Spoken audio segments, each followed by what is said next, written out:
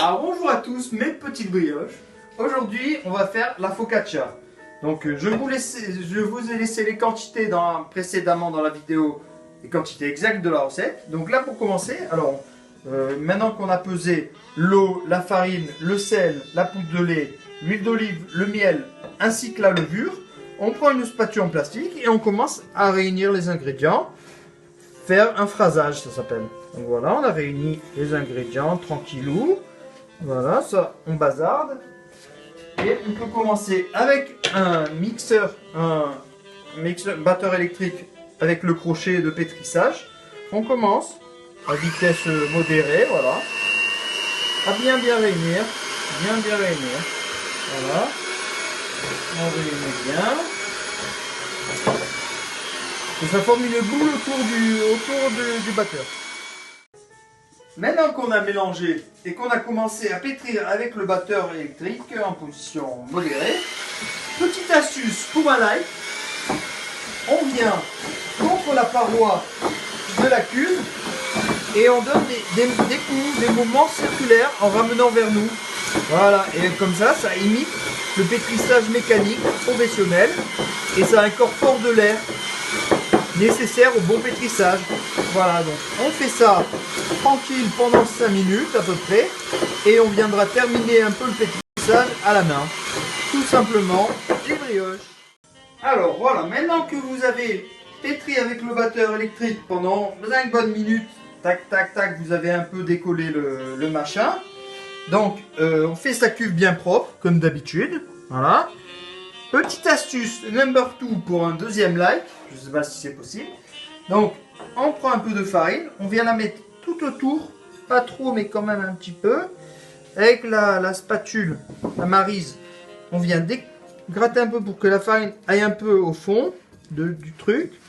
Et avec le batteur électrique, on vient tout de suite en dernière vitesse pour bien décoller. Voilà, alors, voilà, à fond, hop là. Et comme ça décolle bien ce qui reste. Voilà. Et comme ça, c'est bien collé. Alors voilà, maintenant qu'on a pétri la pâte à focaccia, on vient fariner son bol légèrement pour la sortir et la mettre sur la table.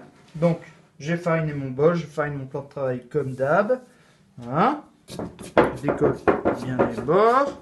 Et je viens la mettre sur la table directement. Ça, plus besoin. Voilà. Et là, pour vérifier si elle est bien pétrie, astuce numéro 3, troisième like, on prend un petit bout et on vient écarter les bords. Ici, on peut faire un voile en écartant les doigts et que ça reste comme ça. C'est que c'est pétri, donc plus besoin. Juste, on va la mettre en forme pour la travailler dans 15 minutes. C'est-à-dire, alors on fait bien les bords, tac tac. On essaie de faire un beau rectangle. Voilà. Voilà. C'est bon, on a fait une belle boule rectangulaire, on va dire. Et on laisse reposer un petit quart d'heure à température ambiante. Alors, voilà, les 15 minutes sont passées. Donc ma pâte a reposé, je la prends délicatement. Et en fait, je vais voir combien elle pèse, tout simplement, pour adapter par rapport à ma plaque de four, vous allez comprendre. Donc là, j'ai 900 g de pâte, c'est beaucoup. Donc, moi j'ai un petit four, regardez, je vais cuire là-dedans. Et si je mets 900 g de pâte, ça sera beaucoup trop volumineux. Donc, une petite comme ça, on va dire que ça rend 350 g de pâte. Si vous avez un plus gros, vous pouvez mettre une plus grande, un lèche frite normal, c'est 500 g de pâte.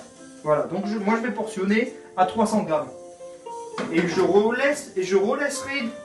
remets en carré et je relaisse 10-15 minutes pareil, avant de l'étaler. Alors, nous revoilou mes briochounettes. Voilà, donc maintenant qu'on a découpé son pâton, moi j'ai pris un pâton 350 g de pâte car j'ai un petit lèche frite. Donc voilà, j'ai mes 350 g et en fait, on va venir le façonner en rectangle, moitié, tout simplement. Donc voilà le rectangle et je vais venir le réserver encore 15 minutes sur le côté. rectangle, car comme ça, quand on l'étale, ça prendra la forme du lèche frite. Et là, on laisse détendre au moins 15 minutes pour que ça soit plus nerveux et prêt à étaler. Et le reste de ma pâte pour un prochain tuto à venir. Merci. Alors, nous revoilà, même brioche ou net. Maintenant qu'on a étalé la pâte proprement en utilisant la plaque comme emporte-pièce à peu près, on va venir foncer notre petit moule, quoi, tout simplement. Donc voilà, délicatement, comme d'hab, et on prend, on le met dedans, comme ça. Voilà. Bon, pas la peine de tirer dessus, parce que la pâte est nerveuse quand on la travaille, et il ne faut pas la déchirer. Donc on met à peu près, voilà, et pas grave, on viendra ajuster dans 15 minutes. Donc maintenant qu'elle est comme ça, on vient filmer au contact, donc au contact de la pâte directement. Et bon, je le fais pas, et vous savez le faire. Et on vient mettre dans le four éteint, et on fait lever. Il faut que ça arrive, il faut que la pâte arrive quasiment à ras-bord du moule avant d'enfournement, tout simplement. Et qui coule les loulous? Alors, maintenant que la pâte a bien levé à four éteint, bon, j'ai pas trop calculé, mais c'était une bonne petite heure, je pense. Donc voilà, on peut voir qu'elle est à ras-bord, voire un peu plus. Donc maintenant, voilà, on va procéder, c'est-à-dire, on trempe ses petits doigts dans un peu d'eau, tac, tac, et on va venir faire des trous jolis avec les doigts. Tac, tac, tac, des trous. Voilà. On vient badigeonner généreusement d'huile d'olive toute la surface.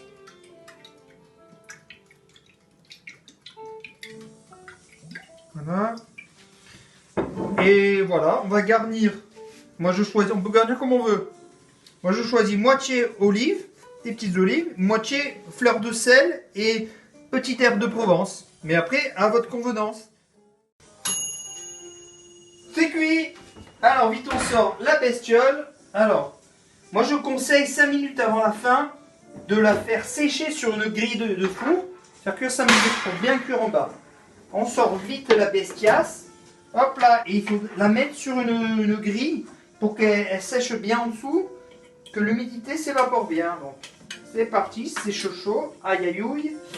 Aïe aïe aïe. Et voilà le travail. Une belle focaccia qui sent bon l'huile d'olive, bien moelleuse. Pour l'apéro, une tuerie. Donc voilà. Et ben, si vous voulez d'autres recettes, n'hésitez pas à activer la cloche sur ma chaîne. Voilà. Bon appétit et bon confinement à tous. Besitos.